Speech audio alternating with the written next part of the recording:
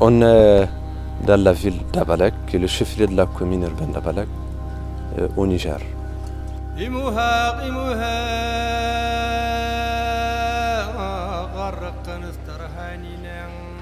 La situation économique est plus ou moins bonne parce qu'il y a eu de très bonnes précipitations, mais suite à une longue sécheresse, ce qui fait qu'il y a de l'espoir avec ces précipitations pour que quand même l'économie se relance après cette sécheresse pour les éleveurs. Parce qu'il faut savoir qu'ici, l'économie est basée surtout sur l'élevage.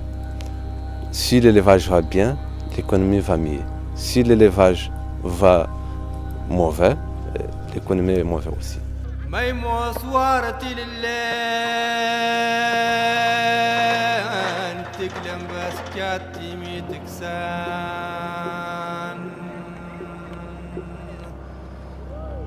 Alors, le système éducatif, ici, il y a énormément de problèmes, liés surtout des fois au manque d'enseignants qualifiés, au manque des infrastructures pour accueillir les élèves et au manque des matériels pédagogiques comme les fournitures scolaires, les cahiers, tout ce qui est support pour ces élèves de continuer bien leur éducation.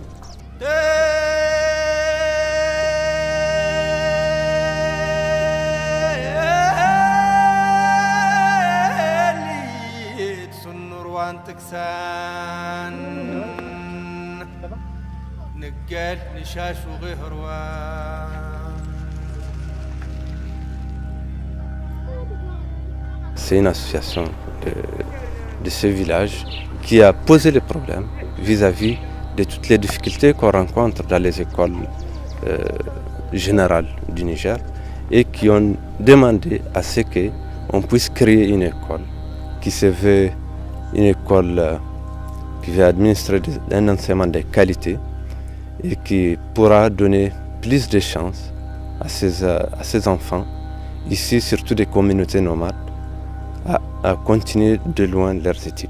C'est parce qu'il n'est pas discutable que la base de tout développement passe d'abord par l'éducation.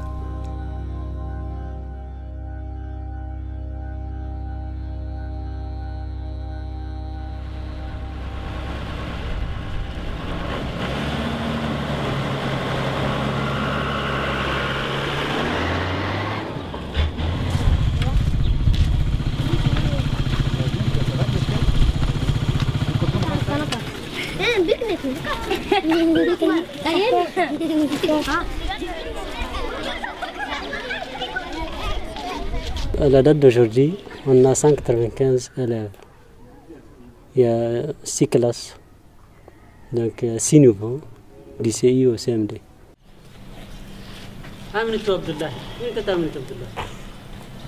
Le matin, après la cloche, le salut aux couleurs, on a commencé à installer les enfants dans leur classe. On a commencé d'abord par le CI, après les CP, les CA1, ainsi de suite jusqu'au CMD. Ils sont très contents, mais ceux qui sont nouveaux, ils sont inquiets. Ils sont un peu dépaysés.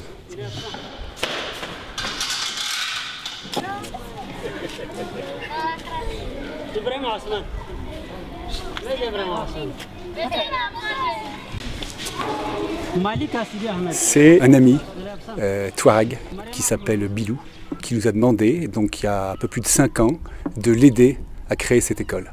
Et en fait, on ne fait que l'aider, on l'accompagne. C'est lui qui est à la démarche avec une association qui s'appelle ONODEP. Et c'est ONODEP qui gère l'école, qui crée l'école, qui emploie les professeurs, qui paye les professeurs. Et nous, depuis la France, par une autre association qui s'appelle TANAT, nous l'accompagnons. Alors on l'accompagne financièrement, mais pas uniquement.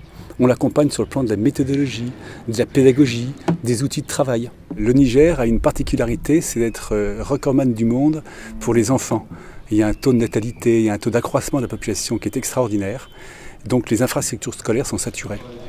Et ils sont par exemple cette année pour la rentrée au collège, près de 120 par classe. C'est impossible d'assurer comme ça un enseignement. c'est quoi ici? Ça, c'était la classe du CI, qui avait 50 élèves. 50 élèves dans ça.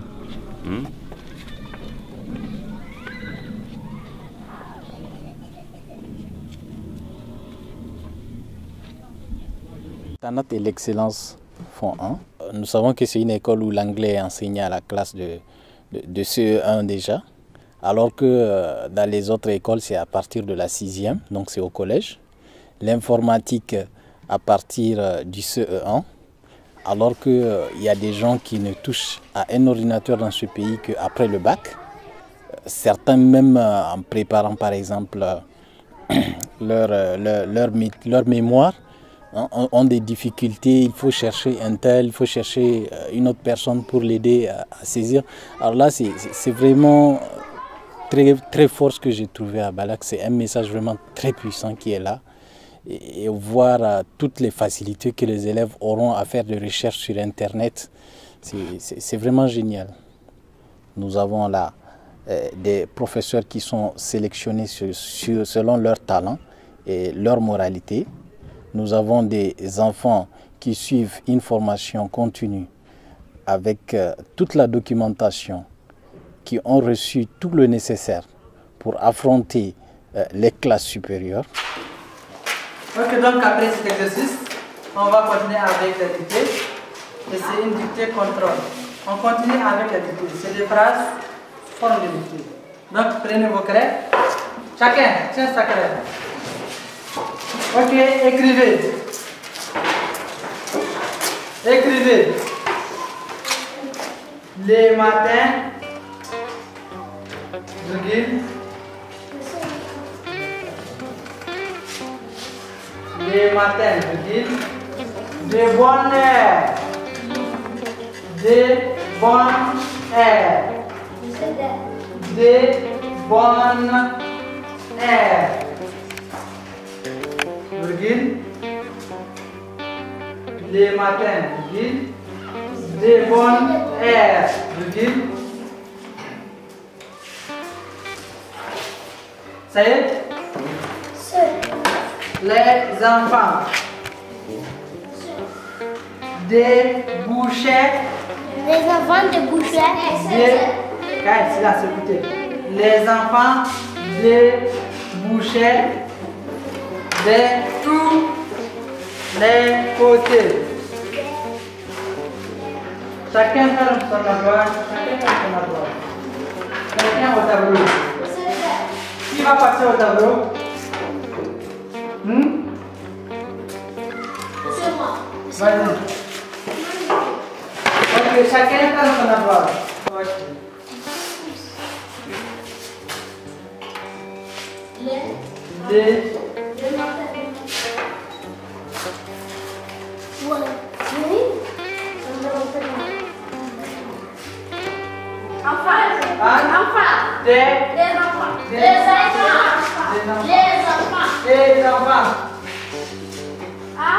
Les enfants, ici.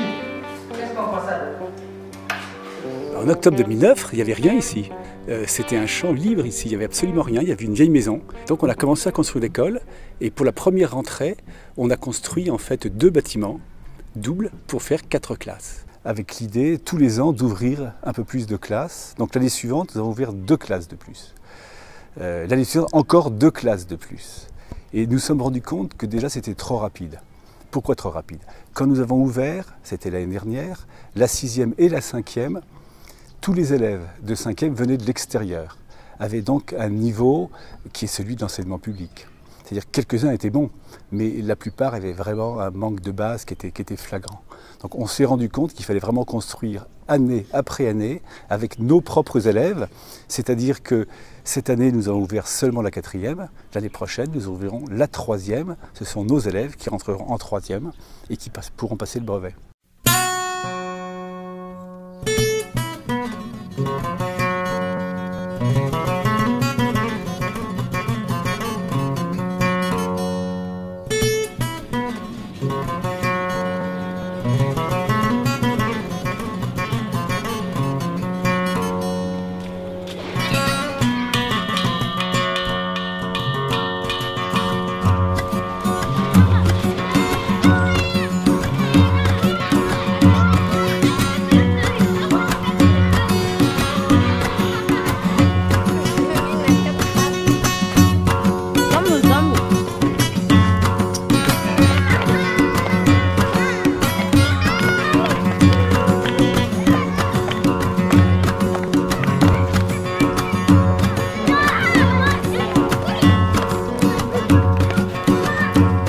برهين تتواجي هجرات الصخراء ينشرن لو تعجشنا الدنيا بنت واللوني مكوين برهين تتواجي هجرات الصخراء ينشرني لو تعجشنا الدنيا بنت واللوني مكوين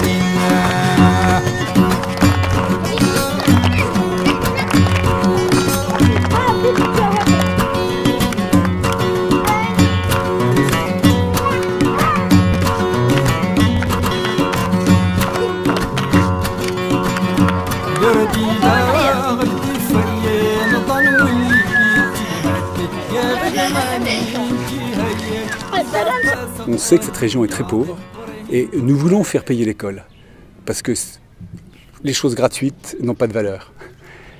Donc l'école est payante et elle est payante très cher pour les gens d'ici. Pratiquement, la scolarité, c'est 1 mois de salaire moyen pour cette région, pour les gens qui travaillent. Et il y a beaucoup de chômeurs. Mais nous nous sommes fixés une règle, 1/3 des élèves ne payent pas. Comme ils ne payent pas, ils sont parrainés. Donc depuis la France aussi, il y a des gens bien qui sont heureux, effectivement, de donner de l'argent à l'association Tanat pour permettre à ces enfants de venir à l'école. On a maintenant un groupe de 200, 300 personnes qui à la fois font des dons tous les ans et qui parrainent. Mais c'est pas assez d'ailleurs, parce que plus l'école croît, plus il y a d'élèves parrainés. Pour prendre un exemple concret, cette année scolaire, donc qui commence, octobre 2012, juin 2013, on estime qu'en gros, il faudra que nous apportions à l'association Onodep à peu près 20 000 € pour équilibrer leurs frais de fonctionnement. Quand on a ouvert donc, la première année, 10 000 € suffisaient. On va avancer, on va finir le collège, on va commencer le lycée, et c'est beaucoup plus cher, les professeurs sont beaucoup plus chers. Donc on sait qu'il faudra trouver 30 000 € ou 40 000 € tous les ans, en dehors de la construction, pour équilibrer les frais de fonctionnement. Mais c'est pas beaucoup, pour beaucoup ici.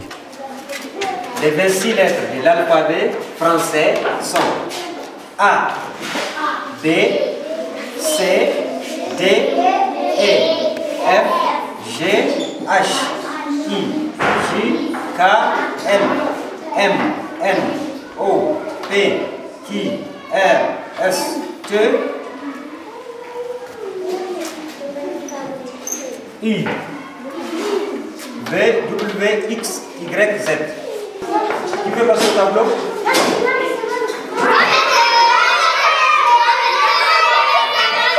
Il y a beaucoup de petites associations comme nous qui ont la particularité de faire une action qui est très ciblée, qui répond à une vraie demande locale et qui le font d'une façon très précise. Aujourd'hui, quand un donateur donne à Tanat en France, 100% de son don ira à l'école Tanat. Notre association n'a aucun frais de fonctionnement. Ce sont tous les bénévoles qui payent eux-mêmes leur voyage quand ils viennent ici, les courriers qu'il faut faire en France. Donc ce qui permet d'assurer à tous les donateurs que réellement leur argent est totalement utilisé pour l'école.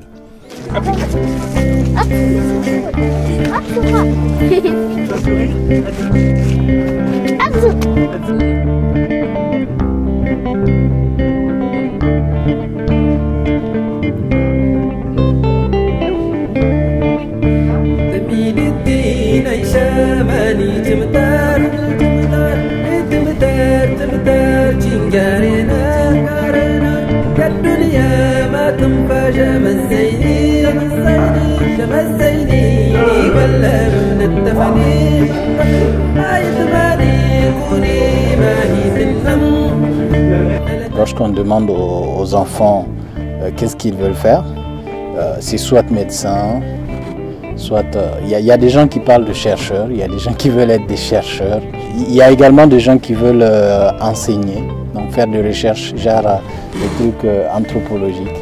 On sent que l'esprit des enfants sont vraiment bien orientés et pour chercher vraiment cette hauteur de l'excellence. Peut-être que je vais devenir un président. Je vais être un docteur. Je veux devenir un préfet ou un maire. Et je vais aider ma population à les nourrir. Je vais les nourrir. Je veux construire une école.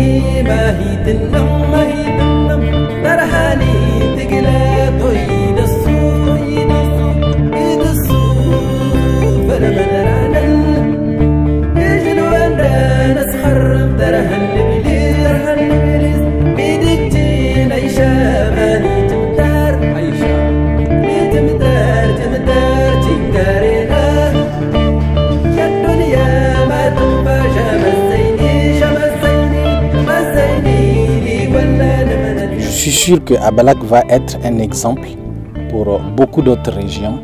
Ça va un peu faire ce tic-là.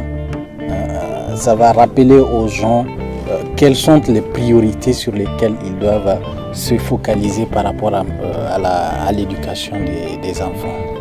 Donc là, nous allons dire que Tanat est franchement une école d'excellence.